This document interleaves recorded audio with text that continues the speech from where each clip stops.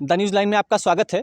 आज हमारे साथ व्यक्ति विशेष में हिंदू राष्ट्र शक्ति के प्रदेश अध्यक्ष जितेंद्र सिंह अन्नू जी हैं। आज इनसे संगठन के मुद्दे पर और कुछ हिंदुत्व के मुद्दे पर बातचीत करने के लिए आए हैं। स्वागत है सर आपका। बहुत बहुत धन्यवाद आपका। सर आपसे पहला सवाल है, आपका जो हिंदू राष्ट्र शक्ति संगठन है इसका मेन उद्देश्य क्या है और इसको बनाने का भी मेन उद्देश्य क्या था? जैसा कि आपके जो श्रेष्ठ पुष्पेंद्र कुल श्रेष्ठ जी हैं उनका एक संगठन ऑलरेडी चल रहा है, उसी की शाखा अलग से बनाने का मेन उद्देश्य आपका क्या है? देखिए, पहली बात तो हिंदू राष्ट्र शक्ति जी, आपको इसका जो उद्देश्य है वो बताने की आवश्यकता नहीं, वो जगजाहिर है। हिंदू राष्ट्र शक्ति, हिंदू ही राष्ट्र का शक्ति है, इसलिए इसका नाम रखा गया हिंदू राष्ट्र शक्ति। दूसरा चीज़, हमारा स्लोगन जो है वो देश धर्म दिवालय है। हमारा जो मेन मोटिव है वो देश धर्म दिवालय है कि कहाँ पे मंदिर हैं, जो मंदिरों की जो पुनर्जीव उनको नवीनीकरण करना है या हिंदुओं को ये करने की बात कही जाती हो। और हम देखते हैं ना कि समाज में बहुत सारे संगठन हैं, वो चाहे हिंदू संगठन हो, राजनीतिक दल हो या फिर कोई जातिवादी संगठन हो, बहुत सारे हैं। लेकिन मैं लगातार इस चीज़ को देख रहा हूँ कि समाज में जब भी कोई दिक्कत आती है, किसी भी हिंदू भाई के साथ कोई दिक्कत आती है, तो आखिर वहाँ पे हिंदू राष्ट्र शक्ति ही क्यों दिखाई देता है, क्यों नहीं अन्य संगठन दिखाई देते हैं। तो मेरा सभी संगठन से सिर्फ एक निवेदन है, आपके माध्यम से मैं निवेदन करना चाहता हूँ कि सभी संगठन के लोग आएँ और हमारे साथ मिलकर काम करें, या फिर मुझे वो बुलाएं, लेकिन सभी एक बैनर के तले और एकजुट होकर के काम करें, तभी समाज को हम एक कर पाएंगे। जैसे आपके गृह जनपद बाराबंकी में लव जिहाद के मामले बहुत सारे देखने को मिल रहे हैं और आपके संगठन के द्वारा उस पर आवाज़ भी उठाई गई है, और हाल ही में जो मामला अभी उठा था जिसमें आप गए भी थे, उस पर क्या कार्रवाई हुई उसके बारे में कुछ खुलकर बताइए। देखिए, अभी जो मामला हुआ था ये रामपुर का मामला था। रामपुर का कोई मुस्लिम युवक है, उसका किस तरीके से उस लड़के ने अगवा किया, किस तरीके से उसको मोटिवेट किया, क्योंकि ये जो समाज है ये बहुत अच्छी इनको ट्रेनिंग मिलती है मोटिवेट करने की। ये किसी भी हद तक जा सकते हैं हिंदू समाज की, हिंदू घरों की इज्जत लेने के लिए। लेकिन अफसोस इस बात का है कि हिंदू समाज इस चीज़ों को समझ नहीं पा रहा है। हिंदू समाज क्या करता है कि घटनाओं का इंतजार करता है, जब घटना समझ आती है तब उनकी समझ में आता है कि हाँ, ये चीज़ें गलत हो रही हैं। और वहाँ हम गए थे तो वहाँ मुझे जानकारी जो मिली, जानकारी अब जो मेरे समक्ष उस दिन तक थी, उसके बाद से तो मुझे जानकारी नहीं मिल पाई है। लेकिन उस दिन जो मेरे सामने जानकारी ये थी कि लड़की को उसने अगवा किया, पहले उसको मोटिवेट किया, उसको धर्मांतरण कराने की कोशिश भी किया। अब इसके बाद मैंने जो प्रशासन से बात करने की कोशिश की, तो प्रशासन का ये कहना था कि लड़की जो है वो पुलिस कस्टडी में रखी गई थी और प्रशासन लगातार 3 टीमें गठित की थी उस लड़के को पकड़ने के लिए। अब लड़का पकड़ा गया या नहीं पकड़ा गया, वो आप लोग से बेहतर शायद हम ना जान पाए। आपके ऊपर जानलेवा हमला हुआ था 2024 में, इसी साल, और इस हमले का कनेक्शन 2023 में स्वामी प्रसाद मौर्य का वो बयान रामचरितमानस पर जो दिया गया था, जिसके बाद विधानसभा के बाहर जो रामायण की प्रतियां जलाई गई थी, इसका कनेक्शन उससे जोड़ा जा रहा है। तो इस पर आप कुछ खुलकर बताइए, क्योंकि लोगों को जानना भी लोग चाहते हैं इसके बारे में, तो कुछ बताइए इस पर। पहली बात तो मैं आपसे जानना चाहता हूँ कि इस हमले की जानकारी आपको मिली कहाँ से? जी बिल्कुल, हमारी टीम के द्वारा पता किया गया। अच्छा। और इसके जो है फ़ोटो वीडियो भी हमारे पास में हैं।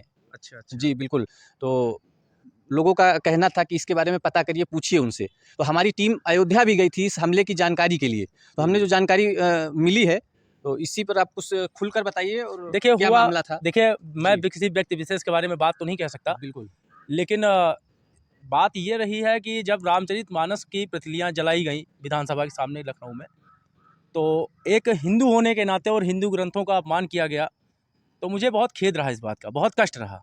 इसका मैंने पुरजोर विरोध भी किया और अपने हमारे जो साथी थे, हमारे जो कार्यकर्ता थे, उन्होंने भी विरोध किया इस बात का।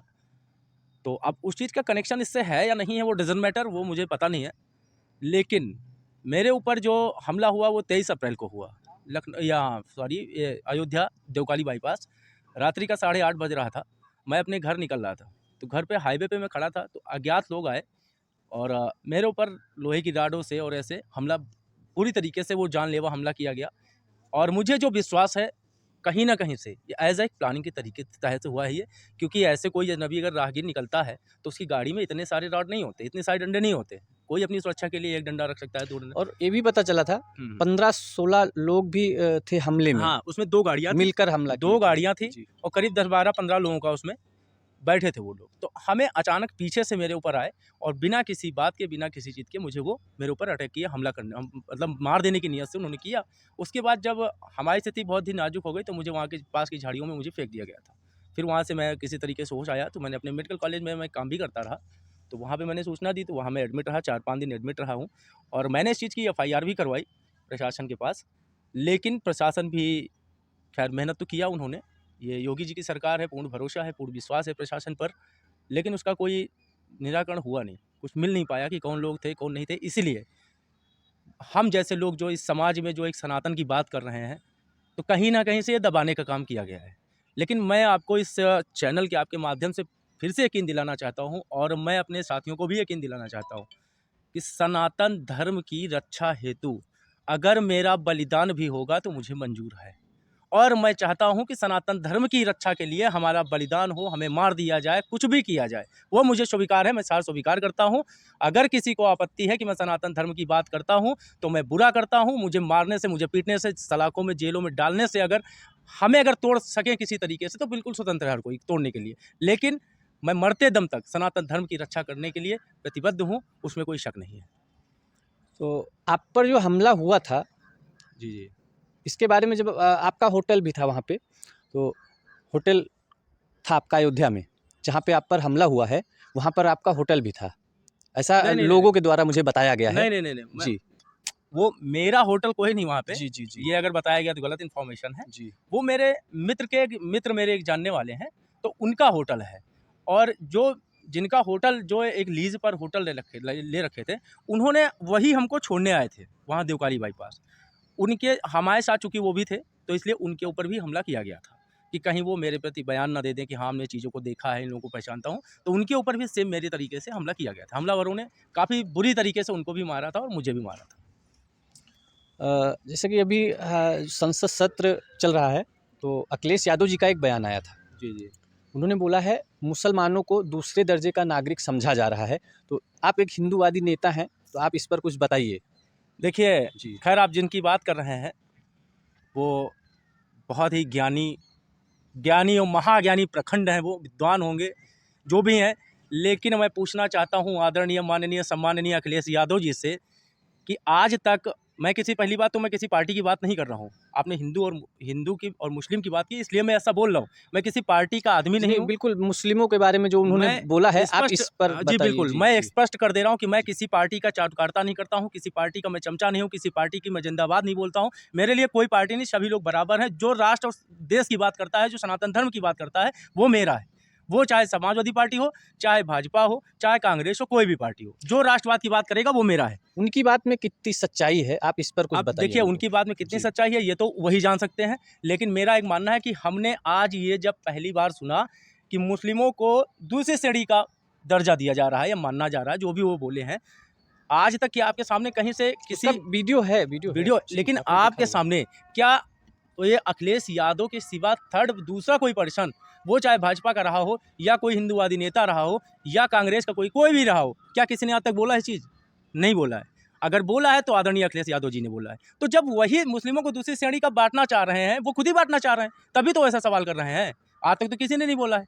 कहाँ से आपको लग रहा है? पानी आता है, ये जो हर घर जल नल दिया गया है, क्या ये मुस्लिमों के घर को रोक दिया जाता है क्या? मुस्लिमों के घर पानी नहीं जाता है? जाता है ना। जो राशन दिया जा रहा है, क्या ये जाति देख के राशन दिया जा रहा है, वर्ग देख दिया जा रहा है, धर्म देख के दिया जा रहा है? वो भी हर घर को जाता है, सबको मिलता है। तो कहाँ से दूसरे श्रेणी के हो गए वो? लेकिन बोल तो यही रहे हैं ना, बोल तो यही रहे हैं। तो हो सकता है इनकी नीयत हो कि हाँ, मुसलमानों को हम दूसरी श्रेणी में रखें, लेकिन ऐसा मैंने सुना नहीं। अभी हमने परसों ये न्यूज़ पे, कल या परसों मैंने देखा था, तो आदरणीय अखिलेश यादव जी ने ही ये बात बोला। इसके पहले तो किसी ने नहीं बोला। इसके पहले तो किसी ने नहीं बोला ना। तो हम कैसे मान लिए ये चीज़ को? ये चीज़ उनका सोचना, व्यक्तिगत जो सोच है उनकी, वो सोच है, लेकिन ये गलत है। ऐसा कुछ है।